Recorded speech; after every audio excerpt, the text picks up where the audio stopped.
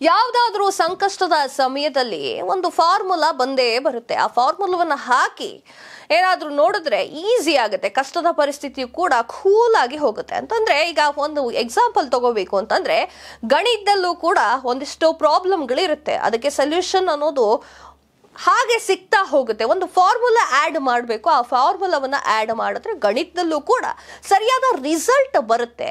ಈ ಮಾತು ಎಲ್ಲರಿಗೂ ಗೊತ್ತಿರುವಂತ ವಿಚಾರವಾಗಿದೆ. ಇದೇ ಒಂದು ಪ್ರಾಬ್ಲಮ್ ಈಗ ರಾಜಕೀಯಕ್ಕೂ ಕೂಡ ಎಂಟ್ರಿ ಆಗಿದೆ. ಈ ರಾಜಕೀಯಕ್ಕೆ ಫಾರ್ಮುಲಾಗಳನ್ನ ಅವರವರ ಪಕ್ಷದವರು ಅವರವರು ಆನ್ಸರ್ ಅನ್ನ ಹುಡುಕ್ತಾ ಇದ್ದಾರೆ. ಈ ಫಾರ್ಮುಲಾ ಯೂಸ್ ಮಾಡಿದ್ರೆ ಹೇಗಾಗುತ್ತೆ, ಈ ಫಾರ್ಮುಲಾ ಯೂಸ್ ಮಾಡಿದ್ರೆ ಹೇಗಾಗುತ್ತೆ ಅಂತ ಹೇಳಿ.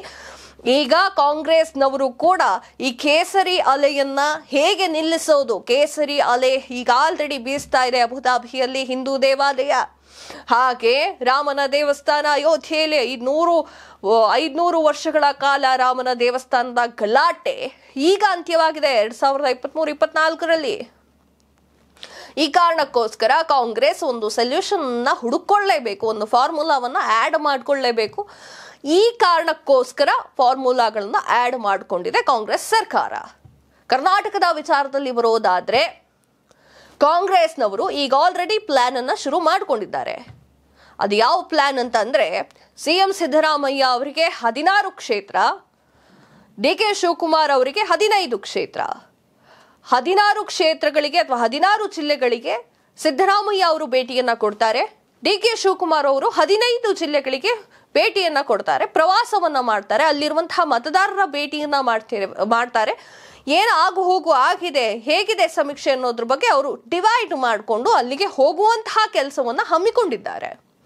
ಇನ್ನೊಂದು ವಿಚಾರದ ಬಗ್ಗೆ ಮಾತನಾಡಬೇಕು ಅಂತಂದ್ರೆ ಕರ್ನಾಟಕದಲ್ಲಿ ಒಂದು ನವಸೂತ್ರವನ್ನ ನಿರ್ಮಾಣ ಮಾಡಿದ್ದಾರೆ ಕಾಂಗ್ರೆಸ್ ಸರ್ಕಾರದವರು.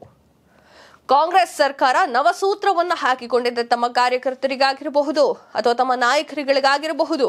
ಈ ನವಸೂತ್ರದ ಬಗ್ಗೆ ಮಾತನಾಡಿದೆ. ಯಾವ್ದ ನವಸೂತ್ರ ಅನ್ನೋದ್ರ ಬಗ್ಗೆ ಮಾಹಿತಿಯನ್ನ ಕೊಡ್ತೀವಿ. ಅದಕ್ಕೂ ಮುಂಚೆ ಬಿಜೆಪಿಯ ಚಾಣಕ್ಯ ಅಮಿತ್ ಶಾ ಅವರು ಬೆಂಗಳೂರಿಗೆ ಬಂದಿದ್ರು, ಕರ್ನಾಟಕಕ್ಕೆ ಬಂದಿದ್ರು. ಆಗ ಅವರು ದಶಸೂತ್ರಗಳನ್ನ ನೀಡಿದ್ರು. ದಶಸೂತ್ರಗಳನ್ನ ಬಿಜೆಪಿ ನಾಯಕರುಗಳಿಗೆ ಹೇಳಿಕೊಟ್ಟಿದ್ರು. ಆ ವಿಚಾರದ ಬಗ್ಗೆ ನಾನು ಆಲ್ರೆಡಿ ಮಾತಾಡಿದ್ದೀನಿ. ಈಗ ಕಾಂಗ್ರೆಸ್ನ ನವಸೂತ್ರಗಳು ಯಾವ್ಯಾವ್ದು ಅನ್ನೋದ್ರ ಬಗ್ಗೆ ಸಂಕ್ಷಿಪ್ತವಾಗಿ ಹೇಳ್ತಾ ಹೋಗ್ತೀನಿ, ಕೇಳಿ. ಮೊದಲನೇದಾಗಿ ಲೋಕಸಭಾ ಚುನಾವಣೆಗೆ ಎಲ್ಲಾ ಸಿದ್ಧತೆಯನ್ನ ಮಾಡಿಕೊಳ್ಬೇಕು.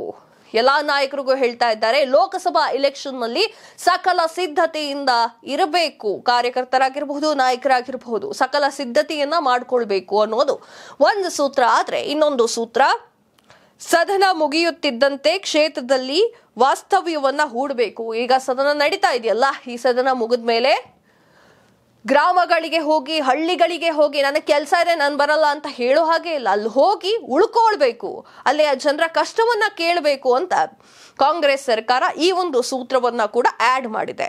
ಮೂರನೇ ಸೂತ್ರ, ಬೆಂಗಳೂರಿಗೆ ಬರಬೇಡಿ, ಜನರನ್ನ ವಿಶ್ವಾಸಕ್ಕೆ ತೆಗೆದುಕೊಳ್ಳಿ. ಬೆಂಗಳೂರಿಗೆ ಬರೋ ಕೆಲಸ ಮಾಡಬೇಡಿ. ನಮ್ಮಗಳನ್ನ ಮೀಟ್ ಮಾಡಬೇಕು ಅಂತ ಬೆಂಗಳೂರಿಗೆ ಬರೋದಾಗಿರ್ಲಿ ಅಥವಾ ಯಾವುದೋ ಕೆಲಸ ಇತ್ತು ಅಂತ ಬೆಂಗಳೂರಿಗೆ ಬರೋದಾಗಿರ್ಲಿ, ಆ ಕೆಲಸವನ್ನ ಮಾಡಬೇಡಿ. ಮೊದಲು ಜನರನ್ನ ನೋಡಿ, ಅವರನ್ನ ವಿಶ್ವಾಸಕ್ಕೆ ತೆಗೆದುಕೊಳ್ಳಿ.